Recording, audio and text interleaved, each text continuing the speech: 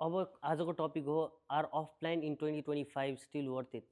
अब धेरै जस्तो हेर्नुहुन्छ भने अफलाइनहरू अझै पनि एकदमै लोवर प्राइस रेन्जमा पाइरहनु भएको छ रेडी युनिट्सहरू भन्दा।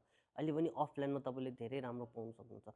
अर्को भनेको चाहिँ अफलाइन प्रपर्टीमा तपाईँले एकदमै फ्लेक्सिबल पेमेन्ट प्लान पाउनुहुन्छ, जहाँ तपाईँ रेडी टु मुभ युज गर्नुहुन्छ भने त्यति बेला तपाईँले आइदर ब्याङ्कबाट मर्गेज लिनुहुन्छ अथवा पुरै आफ्नो गोजीबाट पैसा दिनुहुन्छ, जसले गर्दाखेरि तपाईँको पुरै हेभी अमाउन्ट तपाईँको पकेटबाट जान्छ। र अफलाइनमा तपाईँको इजी फ्लेक्सिबल पेमेन्ट प्लान हुन्छ, जहाँबाट तपाईँले त्यति साह्रो प्रेसर पनि पर्दैन र तपाईँले फाइनेन्सेसहरू पनि बिस्तारै म्यानेज गर्न सक्नुहुन्छ।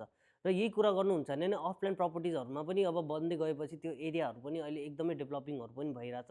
तर रेडी प्रपर्टीमा चाहिँ तपाईँको एरियाभन्दा पहिला नै अब प्रपर्टी आएको छ भने सँगसँगै तपाईँको अफलाइनमा त एरिया सँगसँगै तपाईँको प्रपर्टी पनि बनिरहेको हुन्छ क्या।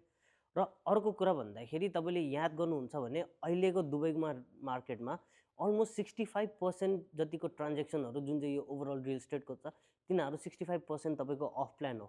ओन्ली 35% तपाईँको रेडी युनिट्समा मात्र कारोबार भइरहेको छ।